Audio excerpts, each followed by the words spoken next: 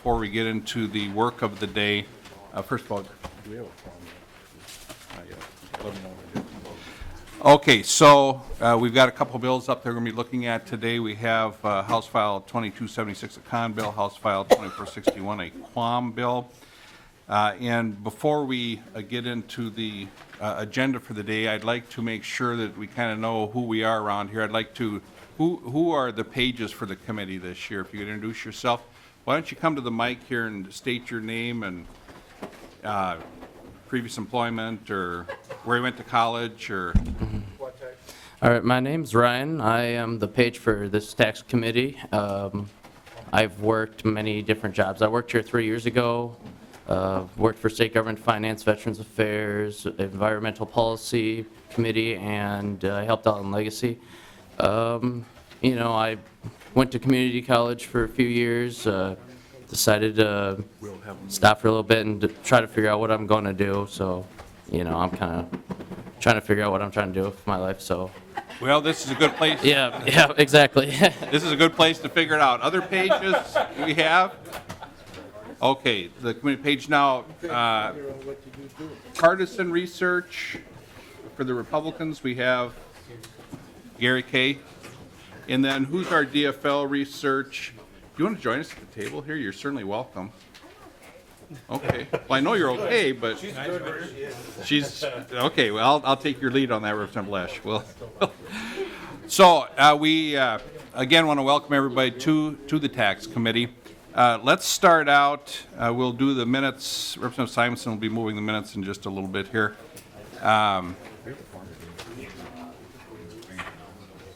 Okay. We are waiting for a quorum, but we will start with the Kahn bill. So when we do have a quorum, I'll be moving the Kahn bill. And Representative Kahn has an announcement as to something she has provided the committee. Welcome to the tax committee.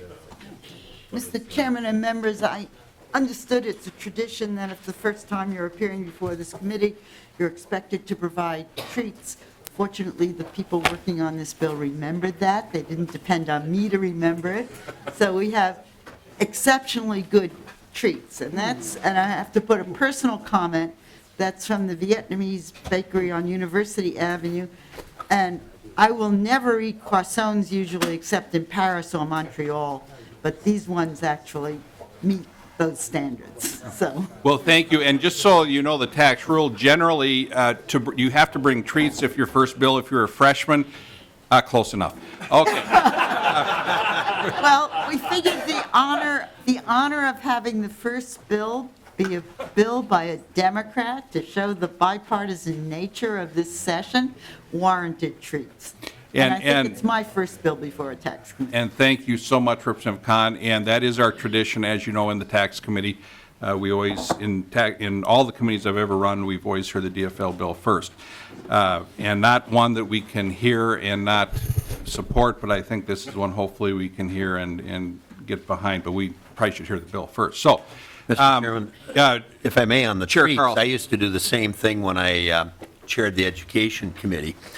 And Harry Mears, you may remember, was on the committee. And he brought treats in one morning from Green Bay, Wisconsin. You remember he was a big Packer fan and so on. So he held the record for the greatest distance for where the treats came from. treats? I think he had them flown in or something. Okay, so with that, we do have a quorum. I'll officially call the meeting of the House Tax Committee to order. Representative Simonson has read the minutes in full and moved the minutes. Any comments or additions or corrections to the minutes? All in favor, say aye. Aye. Opposed? Motion prevails. Thank you, Representative Simonson. Okay, so with that, Representative Earhart?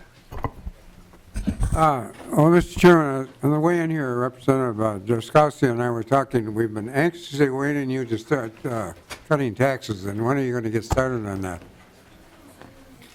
Well, Representative Earhart, it starts right now. Okay, so with that, I don't know if you want to bring the treats to the Yeah. table or... I think they should be. Do you think so? Yeah. Yeah, let's bring the treats to the table here. And where's the new page? Somebody should inform him of procedure here.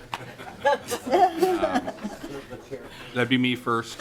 I mean, we have to have some decorum here. Well, he wants to learn what he's doing in life. He came to the right place. Oh, my. Whoa. So what else is that, what does everyone else get? I'll go on these. They're so good and so good for you. Yes. I just took one, I didn't know. I did. Oh, my gosh. Where do we start? We have to take care of serious business here first. Goes around. Okay. Okay, so welcome to the committee, Representative Kahn. I will move House File 2276. We'll hear the bill and then lay it over for possible inclusion. And again, members, we won't, unless we hear from leadership, the bills we hear will all be laid over for possible inclusion. We're not looking at moving anything to the floor that has tax implications at this time. And before we get going, so I'll move House File 2276. Representative Kahn, do you have any amendments? Or is it- Yes, Okay. Mr. Chairman, there's an A1 amendment to House File 2276 to get the bill in its proper form. Okay, and as a courtesy, generally, we just do that for authors, so I will move the A1 amendment. All in favor, say aye. Aye. Opposed? Motion prevails. We have the bill in the shape the author liked, but before, well, I'll hold off on that. Okay, Representative Kahn, to your bill as amended. Well, Mr. Chairman, it's a strong bipartisan gesture from the chair to begin the work of this with a bill authored by a member of the DFL. And to continue in that spirit, I'm bringing you a non-controversial bill that should receive bipartisan support from members of this committee. The reason that we needed, so House File 2276, as amended, provides a modest tax credit to an innovative public-private partnership that will connect area employees to an untapped pool of talent by providing workforce and education services to the Cedar Riverside neighborhood. And it follows investments that have been made by Hennepin County, the city of Minneapolis, and also commitments from the largest employers in the area. So I have two testifiers with me this morning, Minneapolis Councilman Abdi Warsami and Louis Smith from the Cedar Riverside Partnership, to both speak very briefly to the bill. And there are others available to answer questions if necessary. And the reason we had to change the bill, originally, it was supposed to go into a historic building, so we were working on a historic credit issue, but the site changed with the creation of new buildings in the area, which is why the bill had to be changed from how it was introduced. And can I bring my testifiers? to the Thank you, table? Representative Kahn. Yeah, if you could, the testifiers could please come forward.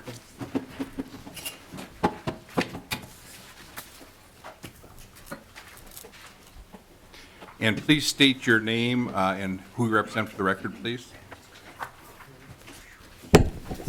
My name is Abdi Warsami. I'm a council member of the city of Minneapolis, representing Ward 6. Welcome, committee, sir. Thank you. My name is Louis Smith, and I'm counsel for the Cedar Riverside Partnership. Welcome to the tax committee, sir. Either one, please proceed. Mr. Chairman and members, we're grateful for this opportunity. I just want to tell you that this initiative is the product of a public-private partnership. The Cedar Riverside Partnership includes Augsburg College, it's chaired by Augsburg's President Paul Privino, St. Catherine University, the University of Minnesota, Fairview Health Services, Sherman Associates, as well as our public partners, the City of Minneapolis, Hennepin County, Minneapolis Park and Recreation Board, and a number of other community organizations. The partnership's #1 priority is this Opportunity Center, and they are committed to raising a total of $1.5 million to make this a reality. We're very grateful that Hennepin County's leadership has resulted in a commitment of $250,000, as well as the City of Minneapolis's commitment of $100,000. We have great partners with Minneapolis Community Technical College and Emerge, and we're knitting together a hybrid of services for workforce readiness and library services. The fundamental job here is to create pathways for employment for young people in the Cedar Riverside neighborhood, and we have great commitments from leading employers like Fairview to actively recruit into their workforce. So we think this represents a great investment of public resources that leverage even more in private resources, and most importantly, an employment opportunity for young people in Cedar Riverside. Thank you very much. Thank you. I think we'll take testimony from the next witness. Councilman Wasami? Yes. Thank you, Chair Davis and members of the committee. I represent this area, and we have a problem with unemployment and underemployment. And the Opportunity Center, or the Opportunity Hub, will tackle this issue. It will create a center to develop skill sets and stimulate job growth. It will halve the unemployment rate, and it will connect people looking for work to employers. And thank you for giving us the opportunity. Thank you, sir. Is there anyone from the audience that wishes to testify on behalf of this bill or with concerns? Okay, then we'll go to member questions. Are there any member questions? Chair Erickson. Thank you, Mr. Chair. Representative Kahn, are we setting a precedent here, or can you give us examples, although you haven't served on the tax committee probably recently, but examples of when we've done this previously? Representative Kahn? As I've said, I'm usually used to spending money, not taxing it, or figuring out ways to relieve taxing from it. But if we are setting a precedent, it's a really good precedent, because it's a public-private partnership that will help an area that has very serious employment problems, and an area with lots of immigrants that has education issues and that kind of thing. And I think the thing that's particularly important about this is that there is a community center. This is right across the street from the community center, which is in the area. The community center really only serves people up to age 18. And this program is moving into the next set of people that need hope, which is kind of 18 to 24. So, Chair Erickson? again, these people know much more about it than I do. Thank you, Mr. Chair. Perhaps Mr. Michael could enlighten us a bit as to how many times we may have done this, or if this is a precedent. Mr. Michael? Mr. Chair, Representative Erickson, members of the committee, I don't think there's a precise direct precedent for this, but what the proponents of this are relying on is that there's sort of an analogous state credit for historic rehabilitation that, you know, if the building were on the register or in a historic district, it would qualify for this sort of thing. And in the tax bill that's in conference committee, there was an exception created for a similar facility on the north side in a historic building that did not qualify for the federal credit, but that the committee authorized to do this for. And in fact, the Senate bill has I believe, a grant for this actual same facility in it. So that's sort of the background or context. Chair Erickson? Thank you, Mr. Michael, and thank you, Mr. Chair, just so we had that background. Chair Loon? Thank you, Mr. Chair, and thank you, Representative Kahn, for bringing this forward. And just a question in the discussion about a number of community partners that seem to be interested. I noticed most of them sounded like nonprofits or governmental entities, but were there multiple private partners interested in this project, or was it the hope that this tax credit would bring multiple or more of them in? Mr. Smith? Yes, Mr. Chair, Representative Loon, the most significant private partner is Fairview Health, which hires thousands of people in its workforce, and the nearby University of Minnesota Medical Center and Children's Health Facility. We have a number of other healthcare partners that are a part of this, but not formally in the partnership. And then the University of Minnesota is a significant employer, as well as Augsburg, who are also committed to hiring from this Opportunity Center. Chair Loon? Thank you, Mr. Chair. Representative McDonald? Thank you, Mr. Chair. Representative Kahn, first of all, I'd like to thank you for that croissant. It was by far the best I've ever had. Yes, and it's right down on University. Good. Yes, yes. I'll visit them often. Two-part question. Is the building privately held? Is it a private building owned by an individual? And then the second part is, how long do you anticipate the job training center to be in that structure? Councilman Wasami? The building is owned by Fine and Associates, so it's a multi-purpose building. So there's apartments at the top, and it has like 5,000 square feet at the bottom where the Opportunity Center will be housed. And the aim is to have it for long term. And the fiscal agent is Hennepin County. So the county will be the fiscal agent that will run the day-to-day operations of this space. Representative McDonald? Thank you, Mr. Chairman. So is there a stipulation as to how long this will be used for the job training? I think we all recognize the importance of the rehabilitation center and job training as it does for folks in the Cedar Riverside or all over the metro area. But would there be a stipulation of if you're going to use some tax credit, tax monies, how long that can be used for this center? Let's say in 2 years, there's another building built and no longer will you have that facility training there. And then it's not a very good investment for the taxpayer at that point. Mr. Smith? Mr. Chairman, Representative McDonald, yes, we've been alert to that question. Hennepin County is committing a lease agreement of a starting term of 10 years, and it can be renewable for another 10. And so I think this is a very long-term commitment by the county to the space and this Opportunity Center. Representative McDonald? That's good, thank you. I'll just one last question then. Sure, Representative McDonald. Thank you, Mr. Chair. And how many folks are trained per year on an average?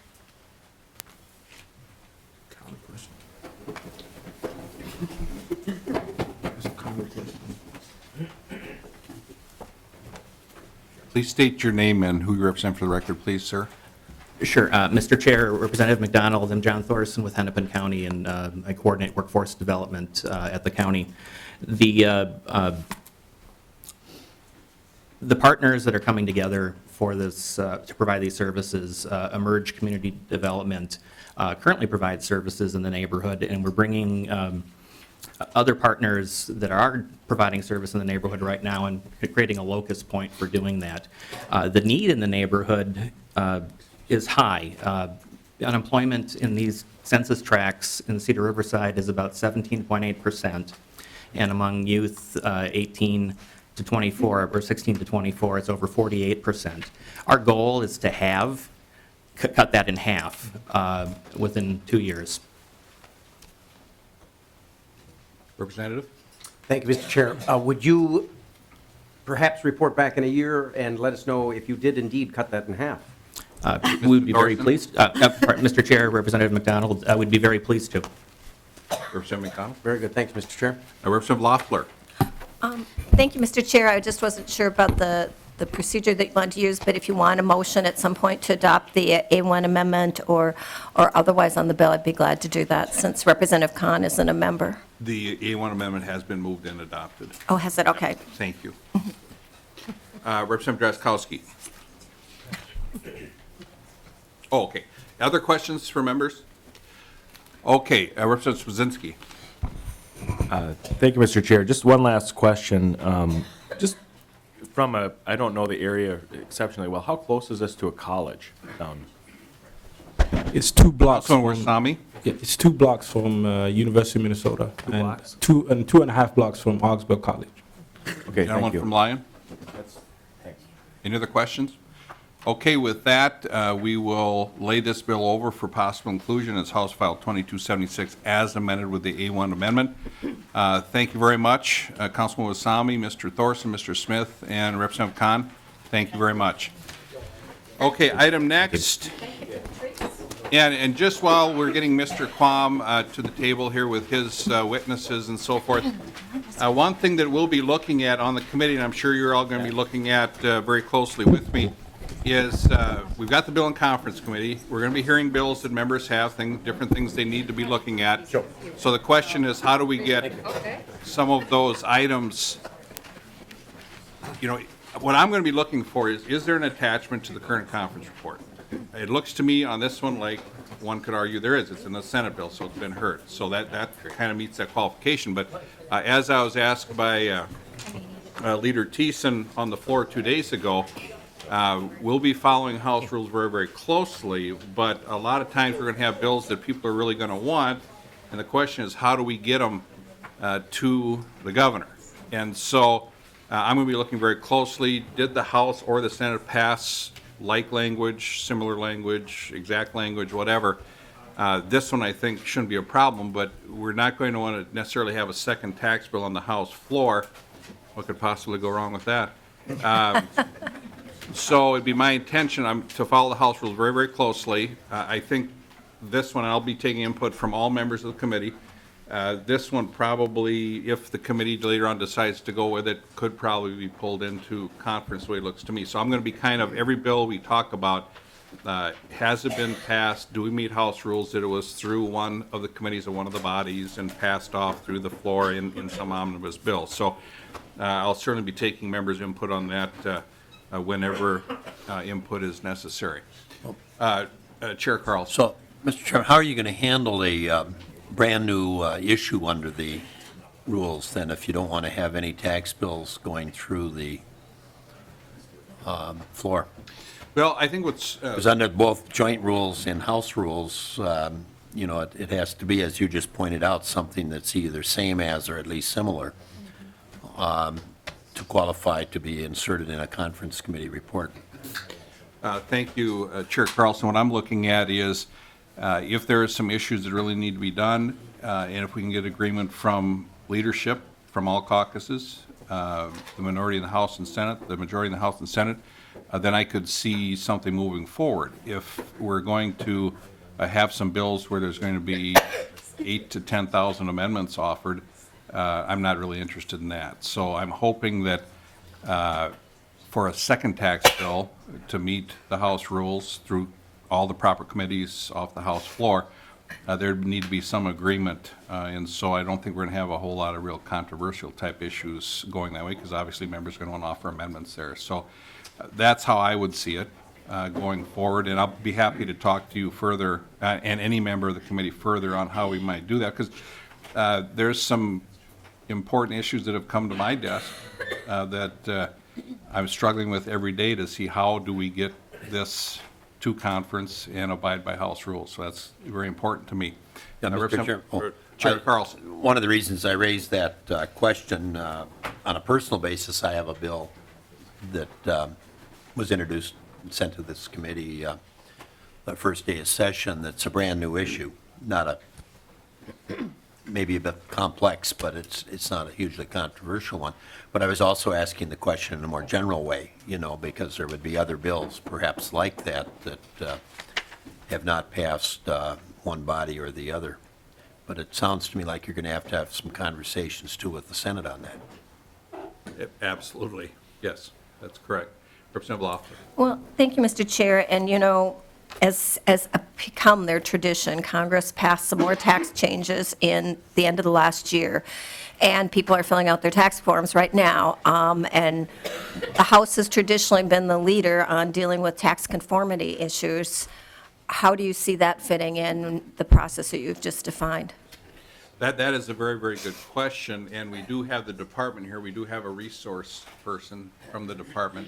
Mr. Cummings, welcome back to the Tax Committee, by the way.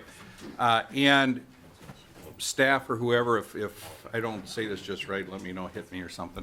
I work quite a bit with Commissioner Bowerly on this very issue because it's a very, very important issue. And I would say we've come to the conclusion that this is something that will probably be done in May if we can get there, if we can do whatever we're doing as far as conformity, whatever the committee agrees to, and we would move out of here. And when we start March 8th, and a lot of people already filed their taxes by March 8th, and Mr. Cummings, why don't you come to the table quick on this one? I don't want to say anything that's out of school here. But what we're looking at is, in my conversations with the department, is that if there is a bill passed in May that has conformity in it, then what they would be able to, I don't really think the department wants us to do a conformity bill right today, because a lot of people have filed their taxes, a lot of people have not filed their taxes. From what I understand it would be filing tax deadline would be done. And if we would do a conformity bill, then they can, I'm going to just say, flip a switch, and everybody at once would be treated with what the new conformity is. Now, it's not quite that easy, but Mr. Cummings. Mr. Chair, members of the committee, as it relates to federal conformity, there were a number of federal tax provisions that have passed in the last year, some of which were very small and some of which were a little larger. I know there were a few tax provisions in the Bipartisan Budget Act, and then there was many more provisions passed in the PATH Act, which was passed in December. This was a federal conformity package that included many provisions, and some of which were extended for 2 years, some of which were extended for 5 years. There were some modifications that happened related to some of the depreciation provisions. So the federal update is a little different than it has been in the past. Usually, Mr. Chair, we want to make sure that any federal update provisions that happen before or as close to the beginning of the filing season as possible. And so with you, Mr. Chair, and I know previous chairs, we have surely appreciated the quick work that has happened in January to pass any federal conformity packages so that our taxpayers can be have the most limited effect as possible. But a similar circumstance in 2014, Mr. Chair, in which session started very late, and there was a federal conformity package that was attempted to be done early. It's still, just because of what it takes to pass the House and the Senate, it took a few weeks. And it got to the point where we really got up to, almost April, the end of March and April before it was passed. Most taxpayers had already filed. And then we also had TurboTax and other sort of people that work as intermediaries to help people file their taxes. They have to change their software and update their software. And it got to the point where taxpayers maybe were a little more confused. The internet service providers, we were told by one person, not the internet service providers, that's a different bill. But the tax software that helps taxpayers, one person said that he retired because of the federal conformity package in 2014. So that was too late for a federal conformity package to pass. So what could happen this year, Mr. Chair, if it does pass in May, past the filing season, is that the vast majority of taxpayers that would be impacted by a federal conformity package, we would be able to automatically adjust their return in order to make sure that they took the benefits that they would have.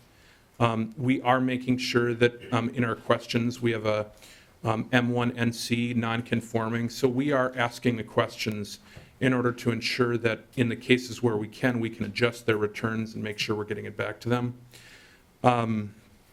In addition, Mr. Chair, there are some other provisions, some of the depreciation provisions where taxpayers will have to file an amended return, but we're trying to ensure that that's the minority. With all this said, I know that the House has yet to put together a budget. The governor is still going to release his budget, so I don't want to preempt any discussions that go on related to that. And thank you very much, Mr. Cummings. And I would say that this is probably a hearing for another day very soon. And just so members know, I am meeting with the department today, and we have several meetings scheduled throughout the next few weeks. How's everything with the Atwater, Cosmos, Grove City Falcons? Mr. Chair, they are doing fantastic, so thank you for... Go Falcons. Go Falcons. Chair Drazkowski and then Dabney. Chair Drazkowski. Thank you, Mr. Chair. Mr. Cummins, I was kind of confused. You had mentioned that there was going to be a budget discussion set. I thought that we have resolved the budget as of last year, and the budget is balanced and government is funded. Is that correct? Mr. Cummings? Mr. Chair, as of February 26th, I know that there was an announcement that there was a budget surplus of about $900 million, and I know that that will be a topic of discussion for the next few months. So I know that there's a supplemental budget that gets put together by both the House and the Senate as well as the governor. So I didn't want to preempt any discussion of a supplemental budget by anybody, including the governor, about federal conformity. So I just wanted to talk about the implications of what a federal conformity package may, if it was included in the House or the Senate or the governor's package, what the implications of that might be. Chair Drazkowski. Thank you, Mr. Chair. Thank you, Mr. Cummins. Members, government's here asking for more of the people's money.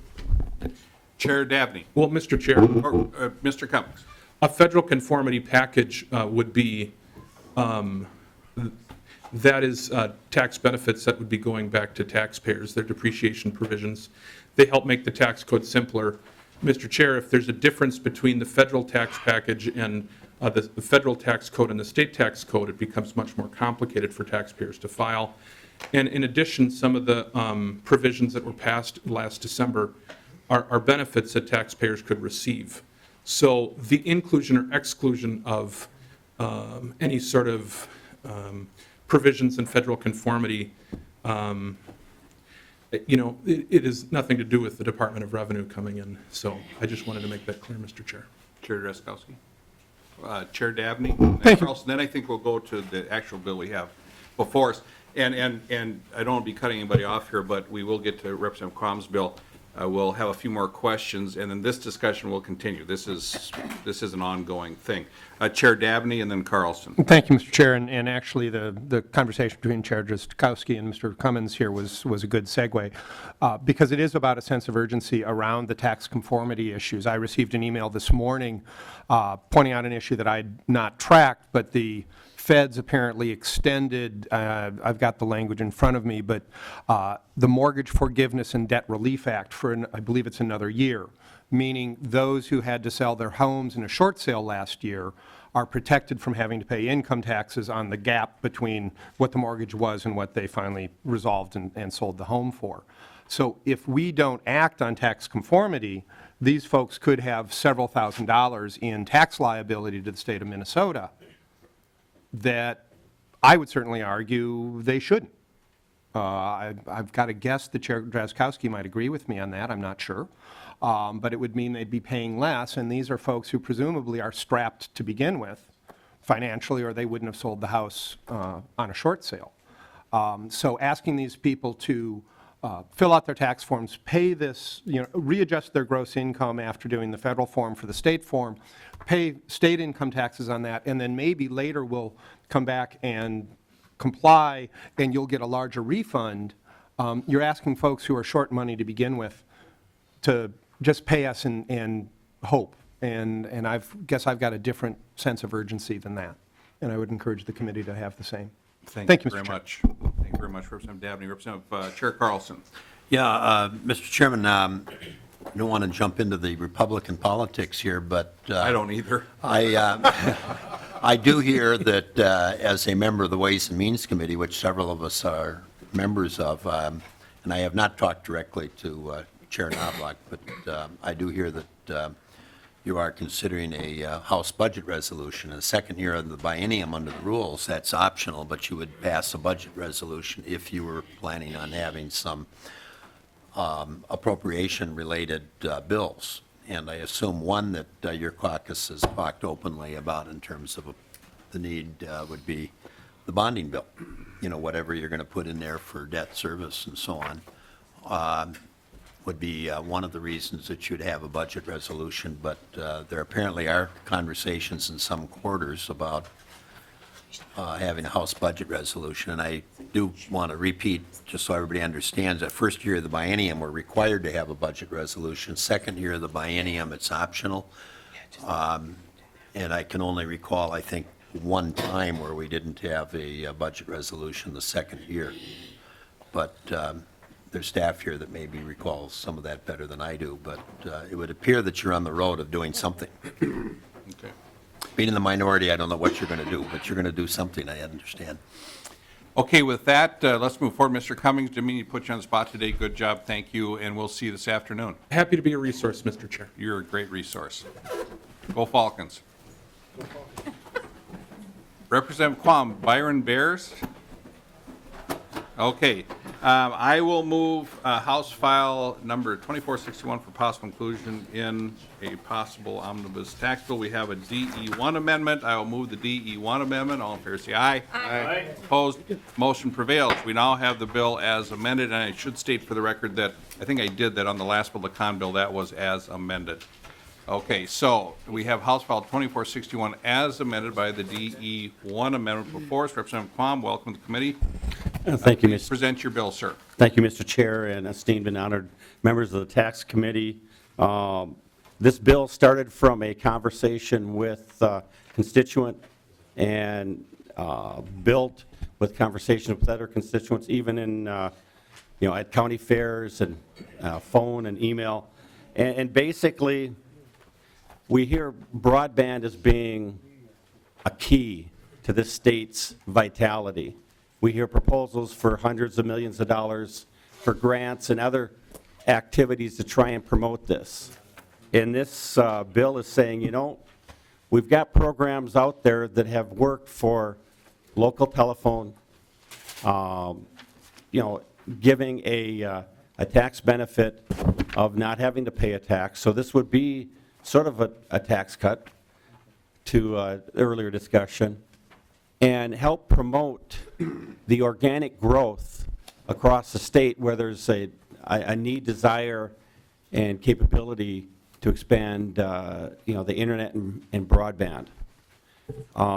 The DE amendment was generated with discussions with nonpartisan staff in order to be more clear in their in the fiscal note activity. There was a desire to be even more clear as to what might be entailed, and I think that should be defined with discussions in committee.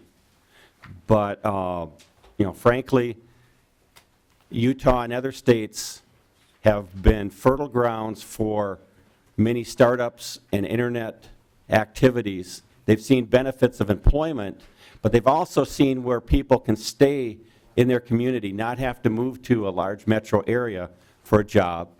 You have less need for the transit and roads, and you have a vibrance that stays with the local committee or communities. Now, this started small, and then through discussions with people in the Minnesota High Tech Association, and then very recently with the Minnesota Telecom Alliance, there seems to be a lot of desire for this type of bill, this activity to show Minnesota is ready to be more welcoming to companies doing internet and broadband activity. And so there should be a letter from the Minnesota High Tech Association, and at the table is John Dukic and Brent Christensen. John is with the Minnesota High Tech Association, and Brent is with the Minnesota Telecom Alliance. Okay, gentlemen, welcome to the committee. Who would like to go first? I'll start. Mr. Dukic, welcome to the Mr. committee. Chair, members of the committee, John Dukic with the Minnesota High Tech Association. We're an association of 300 science and technology companies throughout the state of Minnesota, and represent those companies, including some broadband and internet providers, and are supportive of this legislation. Okay, so members, you should have in your packet from the MHTA, and that's who you're with, Mr. Dukic? Correct, yes, there is a letter in the packet from our president and CEO, Margaret Anderson Kelleher, in support of this legislation. Would you please give her my best? I will certainly do that. Thank you very much. I've got a lot of respect for Ms. Kelleher. Okay, with that, Mr. Christensen, please state your name and who you represent for the record, please, sir. Thank you, Mr. Chairman, members of the committee. For the record, my name is Brent Christensen, and I'm with the Minnesota Telecom Alliance, and we're a trade association that represents broadband providers throughout the state of Minnesota. We are in support of this bill because our members are the ones that deploy broadband, and this goes to the bottom line and allows us to deploy more broadband. So we are in very strong support of this bill, and I'd be happy to answer any questions. Okay, thank you, Mr. Christensen. Is there anyone from the audience that wishes to testify on behalf of or with concerns on this bill? Okay, with that, we'll go to member questions. Representative Loeffler. Thank you, Mr. Chair. And it seems like the letter from the High Tech Association and the original bill really was focused on machinery and equipment and poles and the kinds of things that you need to get broadband out to new areas. And I think we all want to see broadband be available to all, including in the metro area. But when I look at the amendment, it broadens it much more greatly to also include people, an internet service provider providing website building, cloud storage, virtual hosting, data processing, and information services. And this seems to me to go beyond access to broadband to anyone who's operating an IT-related business and any equipment that they might use in their, they may be in a city with absolutely excellent broadband and just be buying new computers to do their work. Am I misunderstanding the amendment in terms of how what these additional website building, hostings, et cetera, are? And I see Ms. Dalton's prepared to explain. Ms. Dalton? Mr. Chair, Representative Loeffler, the bill does include ancillary services provided by an internet service provider, but you must first be an internet service provider. The reason it's done, the bill was drafted this way, is because it's trying to eliminate some line drawing that might occur with, is this server used 50% for internet access, or is it also used for cloud, accessing cloud storage, or is it used for web hosting? It's getting into, these lines aren't always firm lines, and often the same equipment might be used for not only just providing the internet access, but also providing ancillary services that go along with that internet access. So that's why it's drafted that way. Having said that, I do want to say, I know just enough about internet access and internet service provider provision to be dangerous.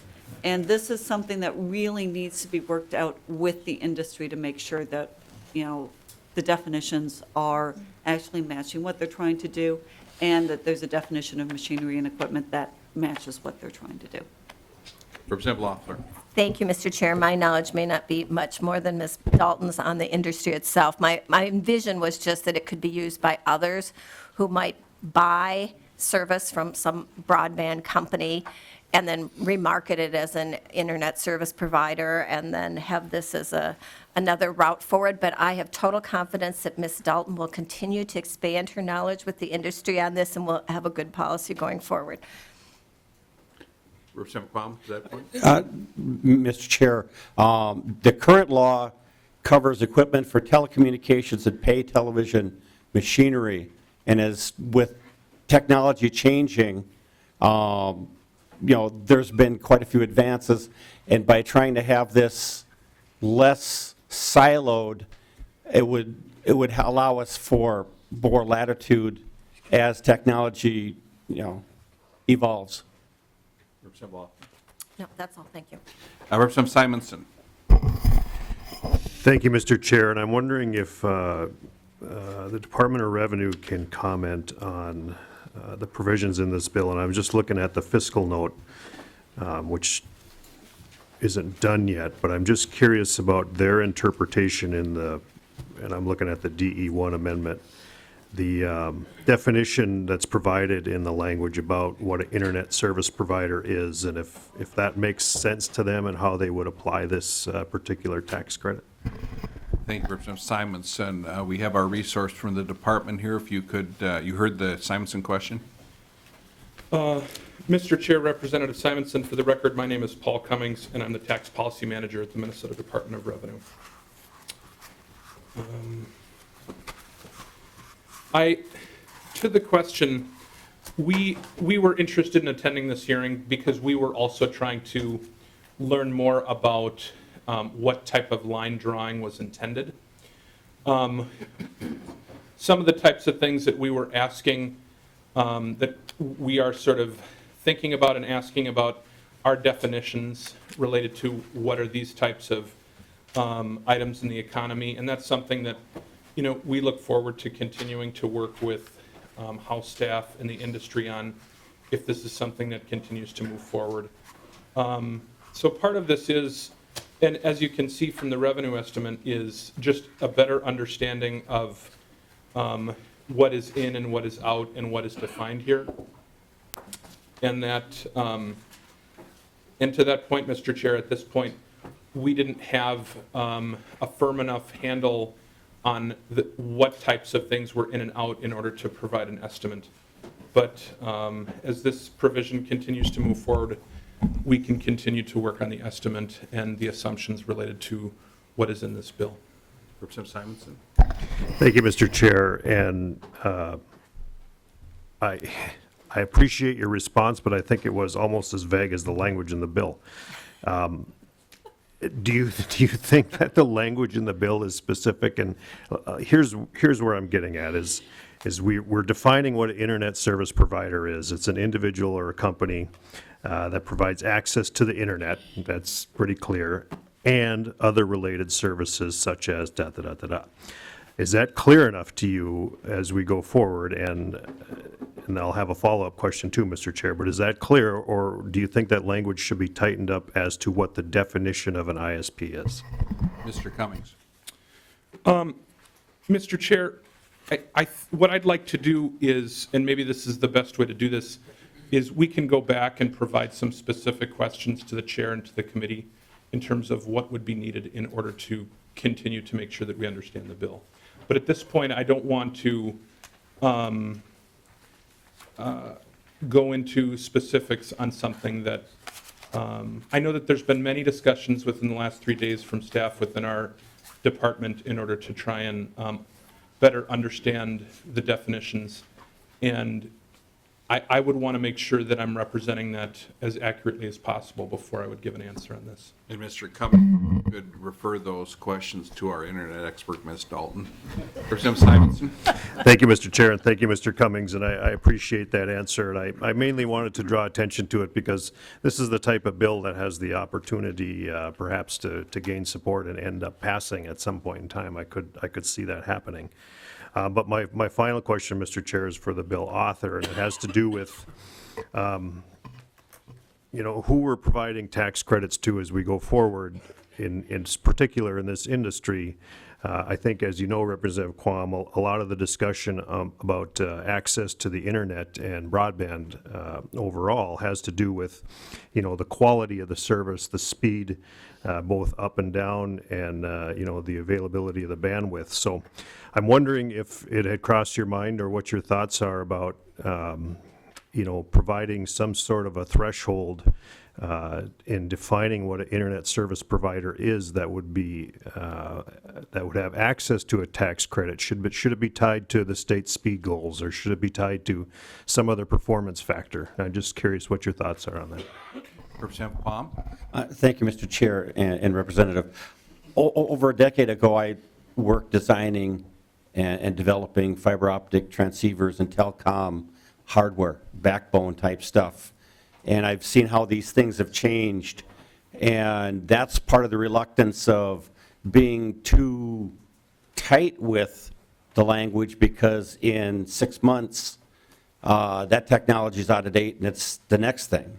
But still being definitive enough to where it's sector and application-based as opposed to, too loose. And I am very open to working with staff and the departments and the association to better clarify without handcuffing the creativity that this sector, tends to see. So definitions of download, upload speeds, they change depending on what entity you talk to. So I'm very open to having pluggability to an agency, so you're not spending on old equipment, but I don't think people want to buy old equipment. So it's the newer, faster, but by the time you put it in law and pass it, it's out of date. And that's part of the problem. So I stand committed to working with people to get a usable version of this, but let's get Minnesota, up and going and competitive. Simonson. Thank you, Mr. Chair, and thank you, Representative Quam. And Mr. Chair, I would just encourage you, perhaps, if this is something that you're going to consider as you go forward, that we have that discussion about, who we're providing the tax credit to make sure that it's getting to the right place. Thank you, Representative Simonson. Any other questions for Mr. Christensen or Dukic or the author? Oh, Representative Erickson, Chair Erickson. Thank you, Mr. Chair. Representative Quam, is this for you a fairness issue And if so, can you give us a specific example and then what the benefit would be for their getting this exclusion like occurs with the telecom industry and pay television? Representative Quam? Thank you, Madam Chair and Representative. It is sort of a fairness, but it gets into, I dropped off to my LA the newest Yellow Pages. And we joked about the fact that to some generations, they don't really understand Yellow Pages. But it's a related, now it's the internet and everything else, so that's related. The way technology moves, it's more of trying to keep in touch with, the original intent was to allow telecom services and, also the pay-per-view, the cable type services to greater Minnesota and outside the metros. I don't know what the next service might be around the corner. And so the idea is to update and make tax code more amendable to our ever-changing economy. And I feel this is fair and in the same intent which the original code was generated, and that there'd be benefit for a vast portion of the state. Chair Erickson? So, Mr. Chair, Representative Quam, is Yellow Pages your example then? Or is Yellow Pages, to me, archaic? So how does that fit into this as an example? Or did I miss something? Thank you. Excuse my poor attempt at humor, but it was to illuminate. Representative Quam? Mr. Chair, it was meant to illuminate that something that was part of the mainstay, is not so much the mainstay, it's still there. And so the tax, benefit here, exemption, was made in the past for what was mainstay, and now mainstay is broadband and the internet. Thank you, Mr. Chair. Thank you, Chair Erickson. Further questions from members for Representative Quam? Okay, then I will move to lay over House File 2461 as amended for possible inclusion in a tax bill. Anything else for the good of the order? Thank you very much, members. Good government all the time. We are adjourned.